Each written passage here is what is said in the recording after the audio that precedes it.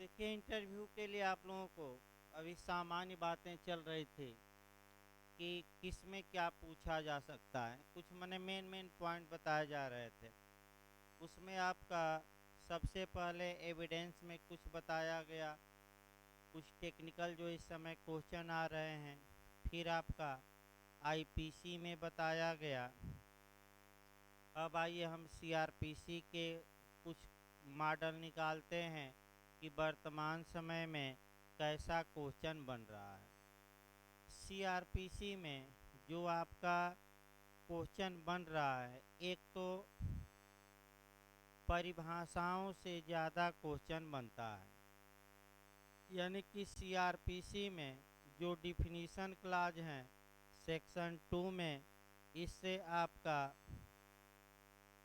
ज़्यादा क्वेश्चन इस समय बन रहा है।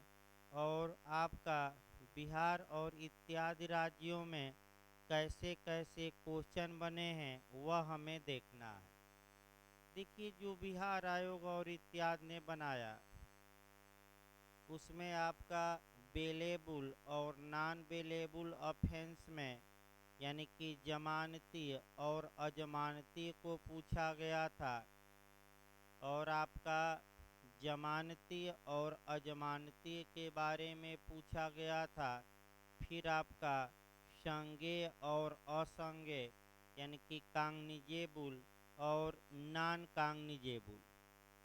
फिर आपका परिवाद पूछा गया था। कंप्लेंट से भी क्वेश्चन बन चुका है, पुलिस रिपोर्ट से भी क्वेश्चन बन चुका है इत्यादि। यानी कि जो क्वेश्चन आपका टेक्निकल इस समय बन रहा है वह अंतर तो हम बताएंगे ही, लेकिन इसके अलावा आपका जो टेक्निकल क्वेश्चन ये बनता है कि अगर कोई अदर लॉ है तो उसके तहत कैसे ये डिसाइड किया जाएगा कि यह अपराध संज्ञेय या असंज्ञेय है या जमानती या अजमानती। जो नया मॉडल, तो आपका जवाब रहेगा इसका निर्धारण सीआरपीसी के थर्ड शेड्यूल के सेकेंड क्लास से किया जाएगा बस। यानी कि अगर अन्य विधि मतलब स्पेशल लॉ या लोकल लॉ के तहत कौन से ऑफेंस बेलेबुल होंगे, कौन नॉन बेलेबुल, कौन कांगनिजेबुल होंगे, कौन नॉन कांगनिजेबुल, इसका निर्धारण भाई याद रखिएगा कैसे किया जाएगा। पहला क्वेश्चन बना है कई लोगों से, तो आपका प्रथम अनुसूची के आपका सेकंड क्लास से। अब सेकंड क्लास में आपका सतर्क रहना है और सतर्क ये रहना है, 2 पॉइंट याद रखना है। अगर किसी अपराध में 3 वर्ष से कम के कारावास की सजा हो या केवल जुर्माना हो तो वह अपराध जमानती भी होगा और असंज्ञेय। और 3 वर्ष या उससे अधिक की सजा हो तो वह अपराध संज्ञेय होगा और अजमानती। यानी कि दोनों को एक साथ पढ़ना है। जमानती संज्ञेय के लिए एक जैसा नियम और अजमानती और संज्ञेय के लिए एक जैसा नियम है। लेकिन यह नियम उस अन्य विधि में दिए गए विशेष प्रावधानों के अधीन है। ये क्वेश्चन आजकल ज़्यादा पूछा जा रहा है, माने कम आपका इंटरव्यू में। इसके बाद आपका जो पूछा जाता है क्वेश्चन कि सेपरेशन ऑफ पावर से भी उठ जा रहा है, यानी कि शक्ति का पृथक्करण। तो शक्ति का पृथक्करण यानी कि एग्जीक्यूटिव मजिस्ट्रेट अलग होंगे, उनका कार्य अलग होगा। जुडिशियल मजिस्ट्रेट अलग होंगे, उनका कार्य अलग होगा। ये शुद्ध रूप से सेक्शन 3 से गवर्न होता है। तो अगर आपका क्वेश्चन ये पूछे कि सेपरेशन ऑफ पावर कहाँ समाहित किया गया है, तो पहला बताइएगा सेक्शन 3 लिख लीजिए, सेपरेशन ऑफ पावर। ये सीआरपीसी में वर्तमान में आपको पढ़ना है। फिर आपको जो पढ़ना है, आपका एक क्वेश्चन और आपका बना था कि विचारण की शक्ति कहाँ से प्राप्त होती है। तो अगर कहीं आपका इंटरव्यू में क्वेश्चन पूछे कि विचारण कौन न्यायालय किस अपराध का ट्रायल करेगा, ये कहाँ से उसको पावर मिलता है, तो आप पहला बताएंगे फर्स्ट शेड्यूल से, यानी कि प्रथम अनुसूची में उन न्यायालयों का उल्लेख किया गया है जो न्यायालय विचारण किसी अपराध का कर सकते हैं। ये आपका डिटेल में आगे हम बताएंगे। जो इस समय आपका क्वेश्चन बन रहा है वह आपका ज़्यादातर नेचुरल जस्टिस पर भी पूछा गया था, यूपी में भी बिहार में भी। इंग्लिश वर्जन भी याद रखिए, नेचुरल जस्टिस हिंदी में कहा जाता है नैसर्गिक न्याय या प्राकृतिक न्याय। तो जो क्वेश्चन वर्तमान में बन रहा है वह ये बन रहा है कि सीआरपीसी में आपका नेचुरल जस्टिस कहाँ समाहित है। तो पूरी सीआरपीसी ही नेचुरल जस्टिस पर ही आधारित है, लेकिन फिर भी जहाँ जहाँ मुख्य रूप से नेचुरल जस्टिस समाहित हो उसको आप ज़रूर बताइएगा और 4-5 धाराओं का अच्छे से याद करके जाइएगा और उल्लेख भी करना पड़ेगा। पहला बताइएगा 191, लिख लीजिए, इसको अच्छे से भाई तैयार रखना है। 191, इसके बाद 273, सेक्शन लिखते रहिए, 273, इसके बाद 303, ये भी नेचुरल जस्टिस पर है, 303, 304, 304, इसके बाद जो आजकल वर्तमान में पूछा जा रहा है ज़्यादा, 479। देखिए आपका यूपी में एक लोगों से एपीओ में पूछा गया कि नेचुरल जस्टिस क्या है, तो वह सारी बोल दिए, लेकिन आपको सारी नहीं बोलना है। नेचुरल जस्टिस का मतलब बताएंगे प्रकृति के नियमों के अनुसार न्याय करना, नेचर के रूल के अनुसार जस्टिस करना, यानी कि प्रकृति के नियमों के अनुसार न्याय करना ही नेचुरल जस्टिस कहलाता है। फिर आपका पूछे कि प्रकृति के नियम क्या हैं, तब बताइएगा प्रकृति के 3 नियम हैं और तीनों अच्छे से तैयार करके जाइएगा। और आगे जब हम पढ़ाएंगे इंटरव्यू के लिए तो इन तीनों नियमों को कौन कौन सा सेक्शन अलग अलग कवर करता है वो बताएंगे, लेकिन 3 नियम जरूर याद रहे सामान्य बातों में। आपका पहला नियम आडि अल्ट्रम पर्टम, यानी कि दूसरे पक्षकार को भी सुनो, आडि अल्ट्रम पर्टम, यानी कि दूसरे पक्षकार को भी सुनो। दूसरा नेचुरल जस्टिस का नियम है आपका रूल अगेंस्ट बायस, यानी कि पक्षपात के विरुद्ध नियम या अभिनत के विरुद्ध नियम।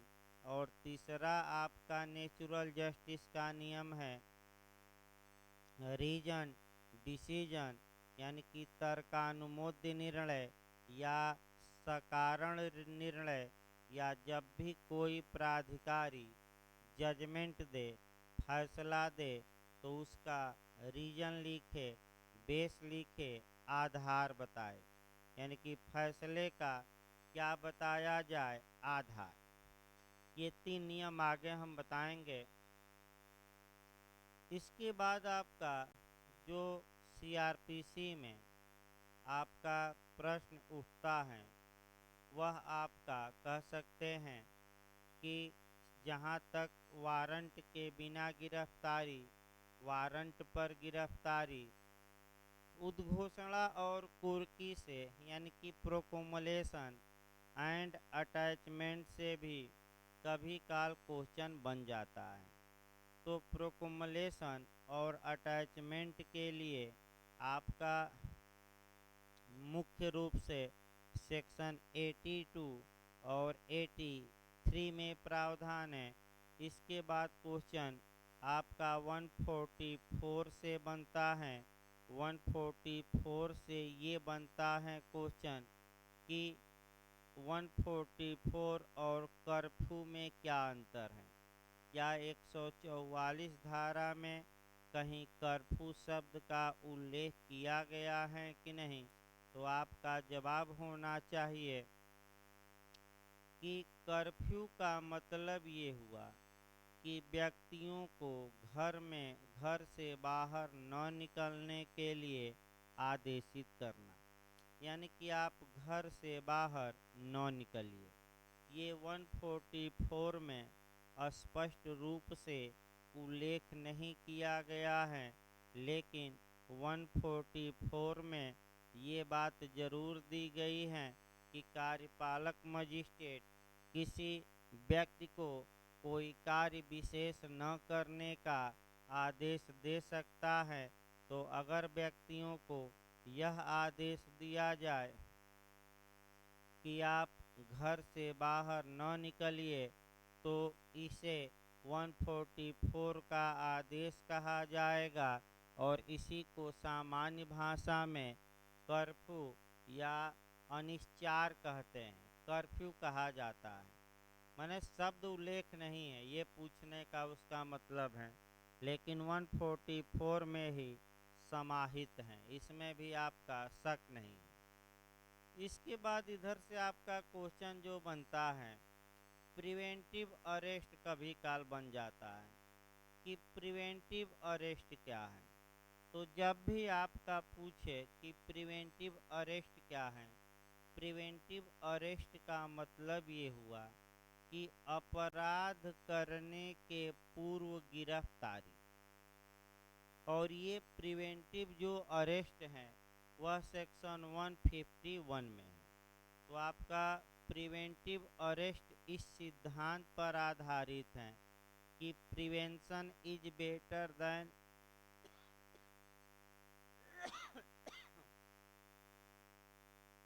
Prevention is better than cure, यानी कि इलाज से परहेज बेहतर होता है। यानी कि अगर कोई व्यक्ति ये आशंका है कि संज्ञेय अपराध कर सकता है, तो ऐसी दशा में संज्ञेय अपराध को निवारण करने के लिए, रोकने के लिए वारंट के बिना पुलिस ऐसे व्यक्ति को अरेस्ट कर सकती है। तो वर्तमान में ये भी सेक्शन काफ़ी महत्वपूर्ण है, 151। इसके बाद आपका एक क्वेश्चन और सामान्य बन जाता है कि सीआरपीसी है क्या, यानी कि सीआरपीसी क्या है, ये भी बना है। तो इसका दो एंगल बताने का है। एक आप बता सकते हैं सामान्य वे में कि वह संहिता जो दंड देने की प्रक्रिया का वर्णन करती है सीआरपीसी कहलाती है। एक ये शार्ट आपका लिख लीजिए, वह संहिता जो दंड देने की प्रक्रिया का उल्लेख करती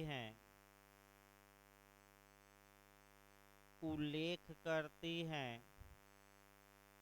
उसे ही सीआरपीसी कहा जाता है।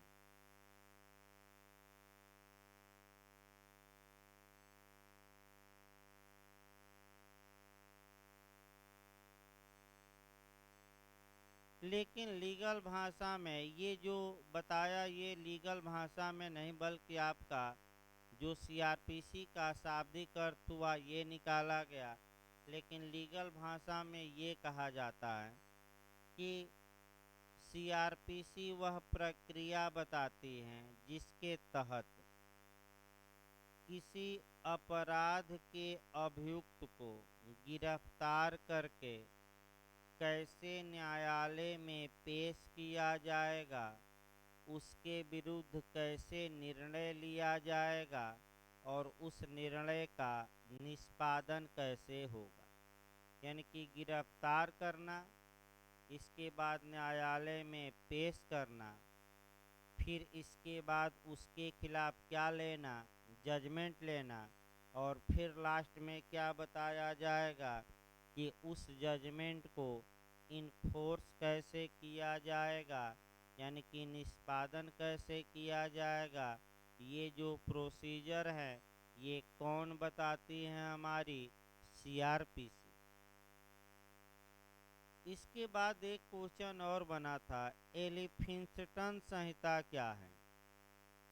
एक और यूपी में बन चुका है, एलिफिंस्टन संहिता। एलिफिंस्टन संहिता क्या है, एलिफिंस्टन संहिता।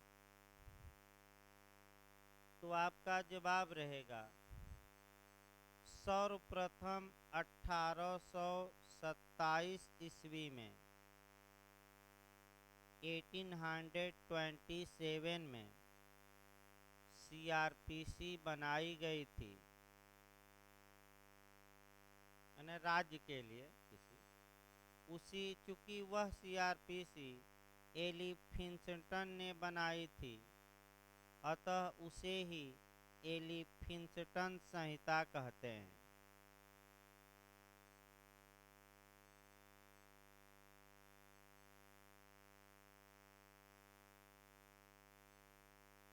इसके बाद आपका एफआईआर और इत्यादि से भी क्वेश्चन बनता है जो बताया जाएगा।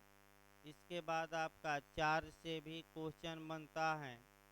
इसके बाद आपका जांच और विचारण, इंक्वायरी और ट्रायल से एक दो समस्या कभी काल इंटरव्यू में पूछी जाती हैं। वह समस्या आपका जो पूछी जाती हैं वह आपका ज़्यादातर यात्रा वाली ही पूछी जाती हैं।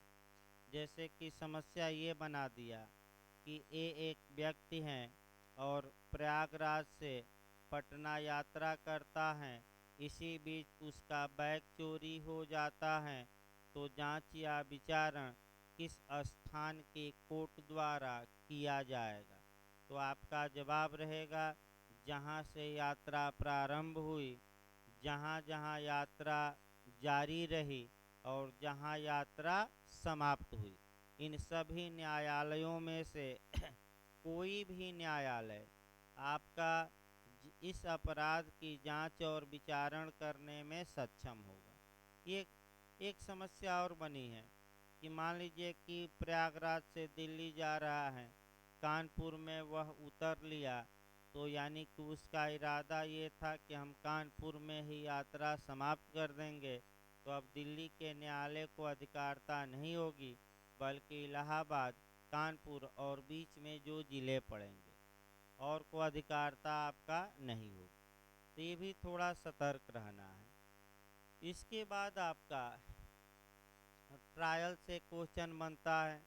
ट्रायल में अंतर तो बनता ही है, मुख्य रूप से आपका समरी ट्रायल से क्वेश्चन बना है और प्ली बारगेनिंग से। तो दो ट्रायल अच्छे से आपका तैयार रखना है टेक्निकल तौर पे। एक आपका समरी ट्रायल और दूसरा आपका कह सकते हैं प्ली बारगेनिंग। समरी ट्रायल में दो तीन अच्छे क्वेश्चन बनते हैं। वह ये क्वेश्चन बना है कि समरी ट्रायल का उद्देश्य क्या है, माने इसका पर्पज क्या है। तो आपका जवाब रहेगा जस्टिस डिले जस्टिस डिनाई, यानी कि देर से न्याय मिलना अन्याय के ही बराबर होता है, अतः छोटे मामलों में शीघ्रता से निर्णय दिया जाए, इसलिए समरी ट्रायल या संक्षिप्त विचारण का उल्लेख किया गया है या रखा गया है, ये भी कह सकते हैं। जरूर ये बताइएगा जस्टिस डिले जस्टिस डिनाई उद्देश्य में। दूसरा जो यहाँ मॉडल आपका उत्तराखंड में बना है और तमाम राज्यों में या यूपी में भी, कि समरी ट्रायल किन मामलों का किया जा सकता है, समन मामलों का कि वारंट मामलों का कि दोनों का। ये गलत लोग बताकर आते हैं, तो दोनों मारिए, लिख लीजिए उसको।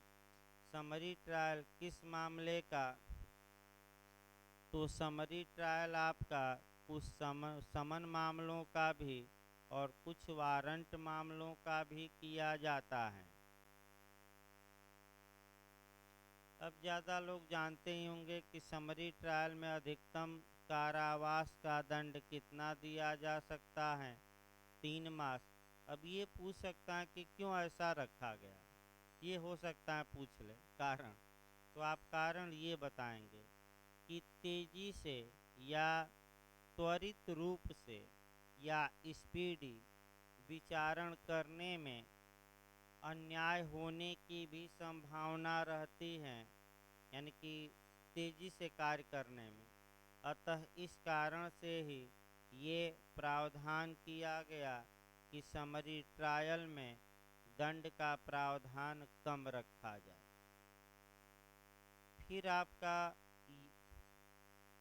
जो क्वेश्चन बनता है कि क्या समरी ट्रायल की प्रक्रिया को कन्वर्ट किया जा सकता है, तो आपका जवाब रहेगा समरी ट्रायल की प्रक्रिया को कन्वर्ट किया जा सकता है।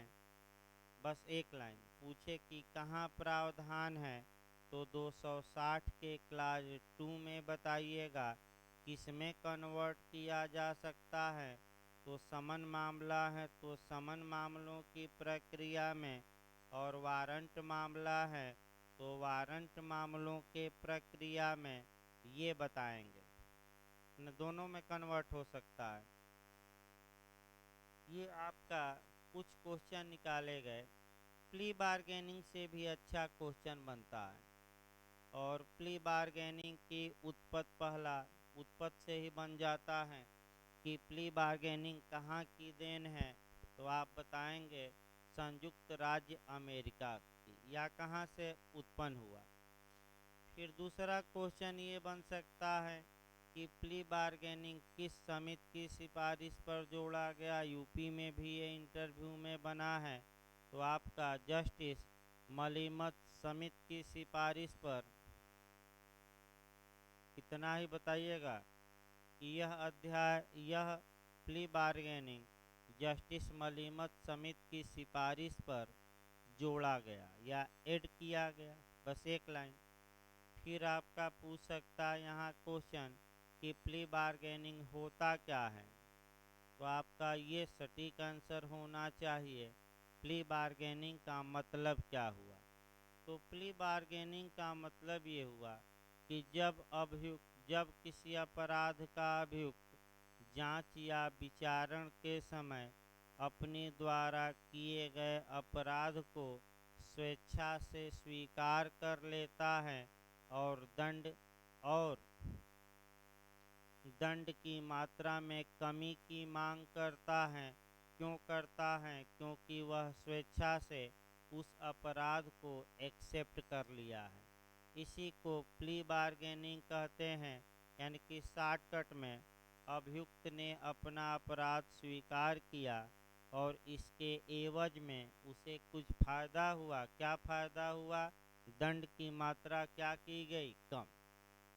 अब कितना कम ये तो डिटेल में चलेगा।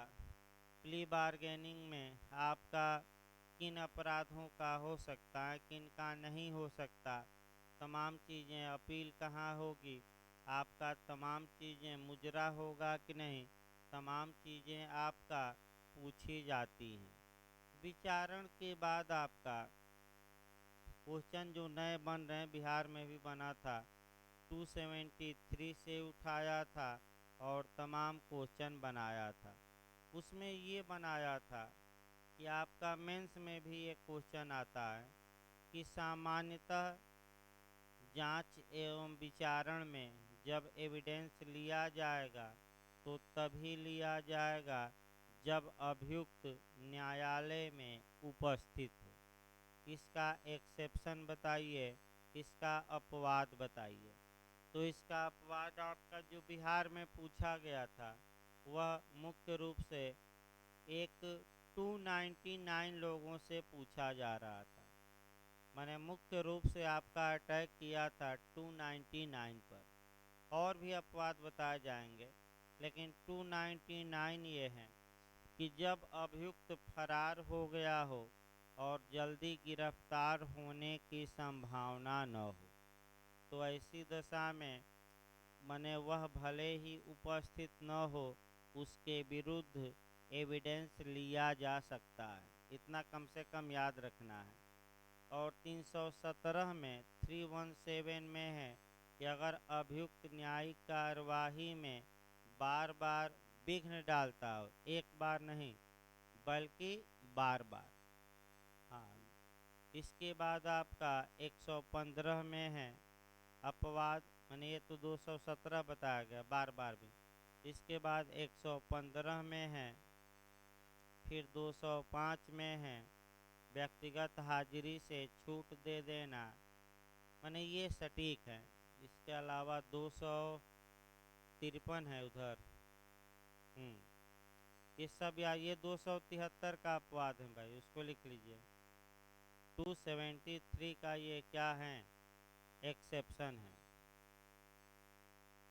इसके बाद आपका सीआरपीसी में इधर से आगे जो ट्रायल के बाद आपका जजमेंट से कुछ क्वेश्चन बन सकता है, डेथ सेंटेंस से कुछ क्वेश्चन बन जाता है। इसके बाद आपका कह सकते हैं कि जो क्वेश्चन बनता है आगे वह रिवीजन से हल्का सा, ट्रांसफ़र से कम बनता है। आपका दंडादेश के निष्पादन निलंबन से भी थोड़ा बहुत बन सकता है। मुख्य रूप से लास्ट में 482 से क्वेश्चन ज़्यादा बनता है। 482 यानी कि यहाँ से क्वेश्चन आपका फिर इनहेरेंट पावर, ये डिटेल में पढ़कर जाएंगे। जब आप पढ़ेंगे 482 तो उसी के साथ कुछ और भी कोरिलेट करके पढ़ेंगे, उसको लिख लीजिए। 482 सीआरपीसी, सीपीसी में 151, सीपीसी में जब पढ़ेंगे तो 151 पढ़ेंगे। इसके बाद संविधान में 142, यानी कि जब आप संविधान में पढ़ेंगे तो 142 पढ़ना है, क्योंकि कोरिलेट करके भी पूछ सकता है। अब आपका ये पूछ सकता है कि 482 के तहत इनहेरेंट पावर किसमें वेस्टेड हैं, तो आप बताएंगे केवल उच्च न्यायालय में। 151 सीपीसी के तहत पूछ ले तो सभी सिविल न्यायालयों में, और अगर संविधान का अनुच्छेद 142 पूछ ले तो केवल और केवल उच्चतम न्यायालय में। केवल क्या मार्क कराएंगे, सुप्रीम कोर्ट। इसके बाद आपका पूछ सकता है कि इनहेरेंट पावर क्या है, ये पूछ सकता है।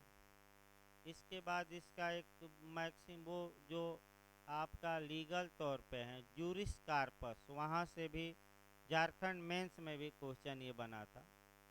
जूरिस कार्पस, जूरिस यानी कि ला, कार्पस यानी कि बॉडी, विधि का शरीर, ये बन भी चुका है क्वेश्चन झारखंड एपीओ में ही। जूरिस कार्पस, विधि का शरीर, इसी से उठाएंगे और तब इनहेरेंट पावर डिटेल में देखेंगे। अब अगला इसमें ये बन सकता है कि इनहेरेंट पावर के तहत उच्च न्यायालय क्या नहीं कर सकता और क्या कर सकता है, तो ये आगे बताया जाएगा डिटेल में। इस प्रकार आपका मेंटेनेंस में क्वेश्चन बनता है, इसको भी 125 से और 128 तक भी नहीं, 127 तक इसको भी आपका अच्छे से तैयार रखना है 128 तक, 125 से इसको भी बताया जाएगा डिटेल में। इसके बाद कॉन्स्टिट्यूशन आ जाइए, लास्ट में आज सामान्य बातें समाप्त किया जाए 5 मिनट में। कॉन्स्टिट्यूशन में जो क्वेश्चन तो तमाम बनते हैं आपका, एक तो आपका क्वेश्चन बन जाता है प्रियम्बल से ही, और कभी काल ये पूछ दिया जाता है कि प्रियम्बल को बताइए या प्रियम्बल को बताइए, तो भाई रट्टा मार कर जाना है, प्रियम्बल को रट्टा मार कर जाना है। दूसरा पूछा जाता है जो 11 मौलिक कर्तव्य हैं उसको भी रट कर जाना है।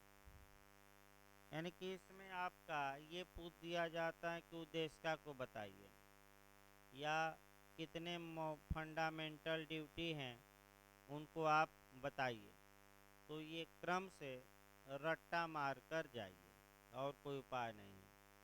कॉन्स्टिट्यूशन में जो शुरुआती दौर में आपका क्वेश्चन बनते हैं फंडामेंटल राइट रिट के बारे में भी बनता है, तमाम क्वेश्चन बनते हैं, लेकिन संविधान में कुछ शुरुआती दौर में भी आपका वर्तमान में यूपीजे में क्वेश्चन बना था, उसको देख लिया जाए। सबसे पहला ये क्वेश्चन बना कि कॉन्स्टिट्यूशन किसे कहा जाता है या संविधान क्या होता है, क्वेश्चन निकाल लिया जाए। कॉन्स्टिट्यूशन किसे कहा जाएगा ये क्वेश्चन बना था। फिर आपका पॉलिटी या राज्य व्यवस्था किसे कहा जाएगा, यानी कि और दोनों में डिफरेंस क्या है ये पूछा जाता था, ये पूछा गया था। यानी कि कॉन्स्टिट्यूशन किसे कहा जाएगा, पॉलिटी किसे कहा जाएगा, दोनों में डिफरेंस क्या है, ये क्वेश्चन आपका पूछा गया है। फिर आपका संविधानवाद क्या है, ये भी क्वेश्चन महत्वपूर्ण है। संविधानवाद क्या है ये क्वेश्चन आया था, संविधानवाद। फिर आपका माने संविधानवाद भी आता है। फिर आपका जो क्वेश्चन इधर माने जैसे आपका बन सकता है कि निर्माण से थोड़ा बहुत आपका पूछ सकता है, यानी कि निर्माण से थोड़ा बहुत आपका बैठिए आगे, निर्माण से थोड़ा बहुत क्वेश्चन बन सकता है संविधान का, और कितने भागों में लागू हुआ ये बन सकता है। आपका जवाब रहेगा 2 भागों में लागू हुआ, क्यों 2 भागों में लागू हुआ ये पूछ सकता है। फिर आपका निर्माण से पूछ सकता है, संविधान का निर्माण से हल्का माने ज़्यादा थोड़ा बहुत पूछ सकता है। इसके बाद छोटी छोटी बातें और आपका बनती हैं कि संविधान सभा के सदस्यों ने अंतिम रूप से संविधान पर कब हस्ताक्षर किया, तो 24 जनवरी 1950। कितने सदस्यों ने, ये तो कम चांस है, लेकिन 284, 284। और एक दिन के संक्रमण काल के बाद पूरी तरह संविधान हमारा 26 जनवरी 1950 को लागू किया गया। संविधान से एक तो प्रियम्बल पूछता है, फिर आपका नागरिकता भी विवादित है इस समय, फिर आपका ये राज्यों का संघ भी पूछा जाता है कि भाई आपका भारत राज्यों का संघ है, तो फेडरल शब्द क्यों नहीं यूज किया गया, परिसंघ क्यों नहीं यूज किया गया ये। फिर फंडामेंटल राइट हो गया, फिर आपका डीपीएस हो गया, मौलिक कर्तव्य। राष्ट्रपति में आपका राष्ट्रपति का निर्वाचक मंडल और निर्वाचन की रीत, 2 क्वेश्चन आपके बनते हैं कि निर्वाचक मंडल बताइए और निर्वाचन की रीति बताइए। तो आपका जो धाराएं हैं 54 नए अनुच्छेद हैं 54 और 55। इसके बाद आपका राष्ट्रपति को किस प्रक्रिया द्वारा महाभियोग लगाया जाता है, इम्पीचमेंट, ये पूछा जाता है, तो ये भी सतर्क रहना है। आपका अनुच्छेद 56 और 61 ये दोनों को रिलेट करके बताएंगे। इसके बाद आपका सुप्रीम कोर्ट, हाई कोर्ट थोड़ा पूछ लेगा। इसके बाद आपका कभी काल तो बिहार उहार में नागालैंड और असम के भी बारे में पूछ लिया, क्या करेंगे। लेकिन कुछ आपका फालतू बातें भी पढ़ना होगा, जैसे कि लास्ट में भी आजकल क्वेश्चन बन रहे हैं, 272 बन जा रहा है, 392 बन जा रहा है, 394 बन जा रहा है, 393 बन जा रहा है। तो उसको भी एक एक दो दो लाइन देख लिया जाएगा। जैसे कि आपका बिहार में पूछा गया, चूँकि एडी ला था, तो सर हेनरी अष्टम खंड भी पूछा गया कि कौन से अनुच्छेद में समाहित हैं, तो 292। तो इस प्रकार आपका माने एक एरिया बताई गई कि कैसा मॉडल बन सकता है। तो आपका कल से एविडेंस ही पढ़ाया जाए, पहले संविधान बहुत लंबा चलेगा, संविधान लास्ट में रखा जाएगा, फंस जाएगा। तो कल से आपका इंटरव्यू के लिए एविडेंस की क्लास शुरू की जाएगी। भाई आप बेयर एक्ट आप पढ़िए, और बेयर एक्ट तो मैं बता ही दूंगा। मुख्य रूप से हमें ये बताना है उसमें कौन से टेक्निकल क्वेश्चन बन सकते हैं। भाई पढ़े तो सभी लोग हैं। तो आपका फिर कल आपका एविडेंस से शुरुआत की जाएगी। धन्यवाद।